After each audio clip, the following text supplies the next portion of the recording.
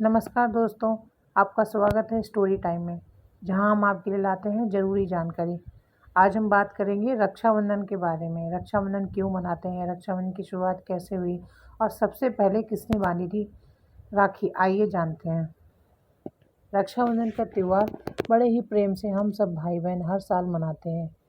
लेकिन क्या आप जानते हैं सबसे पहले राखी किसने बांधी थी? रक्षाबंधन को लेकर क्या है पौराणिक मान्यताएं? क्या है रक्षाबंधन का इतिहास? इस संबंध में कई पौराणिक मान्यताएं प्रचलित हैं। आइए इस बारे में जानते हैं विस्तार से। रक्षाबंधन को हम सब भाई बहन बड़े प्रेम और स्नेह के साथ हर साल मनाते हैं। बहनें थाल सजाकर भाई की आरती करती हैं और भगवान से प्रार्थना करती हैं कि उनका भाई स्वस्थ और दीर्घायु हो। लेकिन क्या आप जानते हैं रक्षाबंधन मनाने की शुरुआत कलयुग नहीं बल्कि पौराणिक काल से ही हो चुकी थी। ऐसी मान्यता है कि सबसे पहले सतयुग से इस पर्व की शुरुआत हुई और माँ लक्ष्मी ने राजा बलि को रक्षा सूत्र बांधकर इस परंपरा का शुभारंभ किया। रक्षाबंधन आने वाला है, ये सुनकर ही बहुत सी बहनों के चेहरों में खुशी झलक जाती है। और हो भी क्यों ना, ये भाई बहन का रिश्ता ही कुछ ऐसा होता है, किसी शब्दों में बयान नहीं किया जा सकता है। ये रिश्ता इतना ज़्यादा पवित्र होता है कि इसका सम्मान पूरी दुनिया भर में किया जाता है। ऐसे में शायद ही कोई होगा जिसको ये ना पता हो कि रक्षाबंधन का अर्थ क्या है और इसे कैसे मनाया जाता है। भारत जैसी संस्कृतियों की भूमि भी माना जाता है, वहीं इस रिश्ते को एक अलग ही पहचान दिया गया है।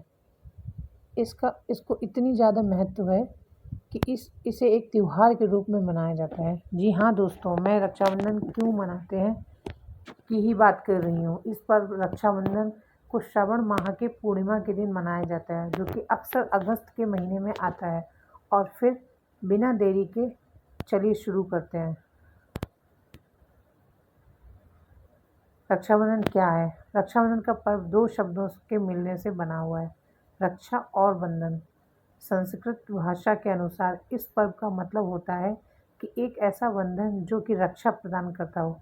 यहाँ पर रक्षा का मतलब रक्षा प्रदान करना होता है और रक्षाबंधन का मतलब होता है एक गांठ, एक डोर जो कि रक्षा प्रदान करे। ये दोनों ही शब्द मिलकर एक भाई बहन का प्रतीक होते हैं। यहाँ ये प्रतीक केवल खून के रिश्ते को ही नहीं समझ जाता, बल्कि ये एक पवित्र रिश्ते को जताता है। ये त्यौहार खुशी प्रदान करने वाला होता है। वहीं ये भाइयों को ये याद दिलाता है कि उन्हें अपने बहनों की हमेशा रक्षा करनी है। रक्षाबंधन भाई बहन का प्रतीक माना जाता है।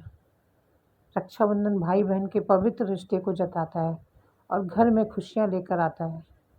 इसके अलावा ये त्यौहार भाइयों को याद दिलाता है कि उन्हें अपनी बहनों की रक्षा करनी चाहिए।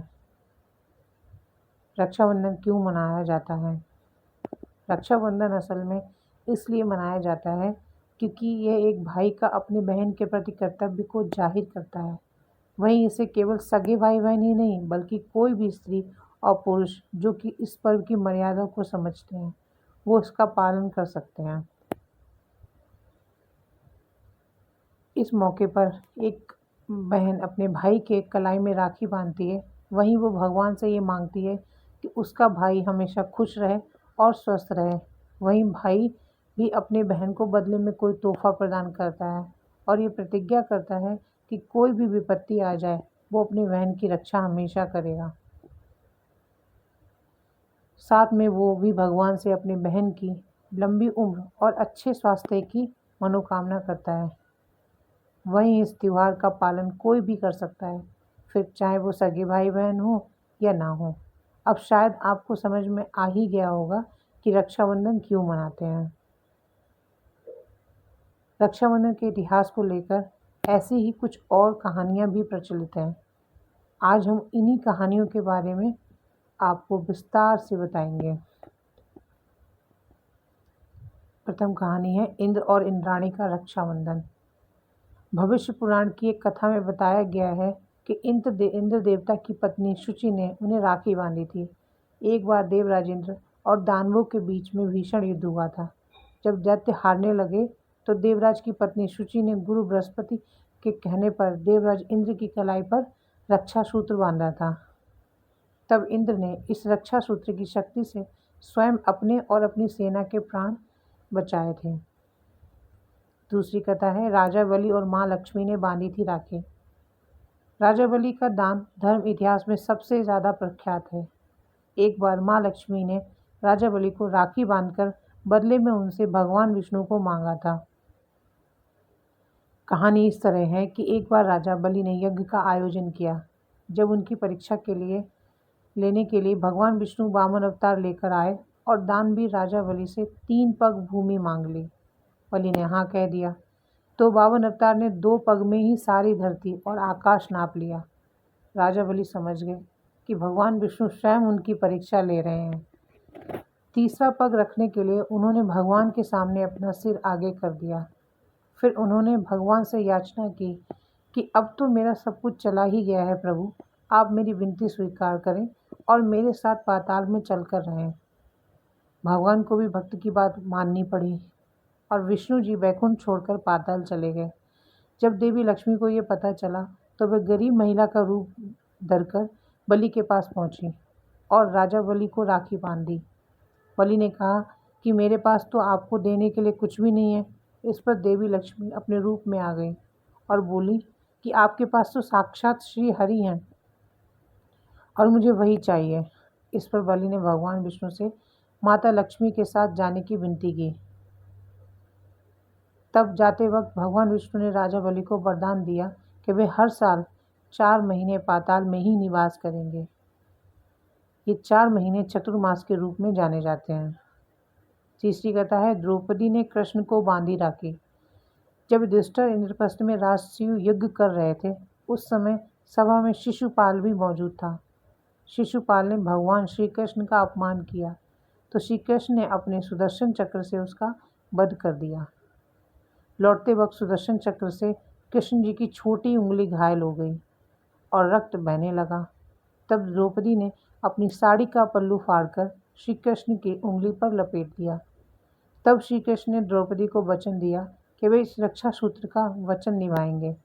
इसके बाद जब कौरवों ने द्रौपदी का चीरहरण किया तो श्री कृष्ण ने चीड़ बढ़ाकर द्रौपदी की लाज रखी। मान्यता है कि जिस दिन द्रौपदी ने श्री कृष्ण की उंगली पर साड़ी का पल्लू बांधा था वह श्रावण पूर्णिमा ही थी। 4th कहानी है कलयुग में हुमायूं और कर्णावती ने रक्षाबंधन को बनाया लोकप्रिय। मध्यकालीन भारत में ये पर्व समाज के हर हिस्से में मनाया जाने लगा। इसका श्रेय जाता है रानी कर्णावती को। उस समय वक्त चारों ओर एक दूसरे का राज्य हथियाने के लिए मारकाट चल रही थी। मेवाड़ पर महाराज की विधवा रानी कर्णावती राजगद्दी पर बैठी थी। गुजरात का सुल्तान बहादुर शाह उनके राज्य पर नजरें गड़ाए बैठा था। तब रानी ने हुमायूं को भाई मानकर राखी भेजी। हुमायूं ने बहादुर शाह से रानी कर्णावती के राज्य की रक्षा की और राखी की लाज रखी। 5वीं कहानी है महाभारत में राखी। भगवान कृष्ण ने युधिष्ठिर को ये सलाह दी कि महाभारत के लड़ाई में खुद को और अपनी सेना को बचाने के लिए उन्हें राखी का जरूर से उपयोग करना चाहिए। युद्ध में जाने से पहले इस पर माता कुंती ने अपने नाती के हाथों में राखी बांधी थी और वहीं द्रौपदी ने कृष्ण के हाथों पर राखी बांधी थी। 6ठी कहानी है संतोषी माँ की कहानी। भगवान गणेश के दोनों पुत्र शुभ और लाभ इस बात को लेकर परेशान थे कि उनकी कोई बहन नहीं है। इसलिए उन्होंने अपने पिता को एक बहन लाने के लिए जिद की।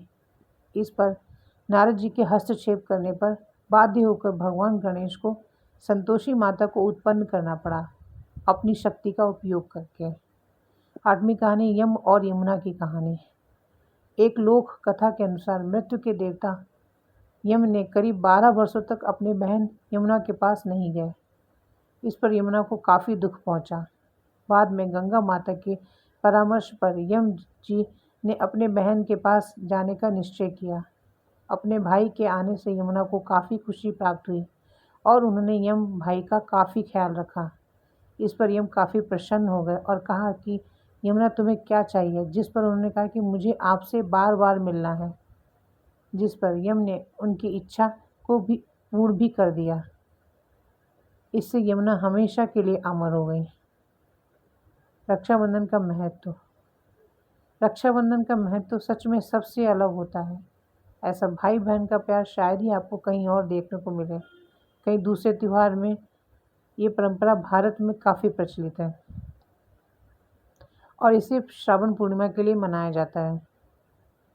यह एकमात्र ऐसा पर्व है जिसमें कि बहन भाई के हाथों में राखी बांधकर उससे अपनी रक्षा की कसम लेती है और वहीं भाई का भी ये कर्तव्य होता है कि वो किसी भी परिस्थिति में अपने बहन की रक्षा करे।